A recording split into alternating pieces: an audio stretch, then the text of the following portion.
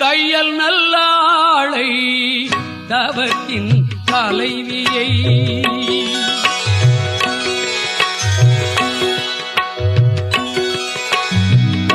தையல் நல்லாளை தவத்தின் தலைவியை மையலை நோக்கும் மானோன்மணி மங்கையை தையல் நல்லாளை தவத்தின் தலைவியை மையலை நோக்கும் மானோன்மணி மங்கையை பையனில் தேத்தி பணிமில் பணிந்தவில் பெய்ய பவமினி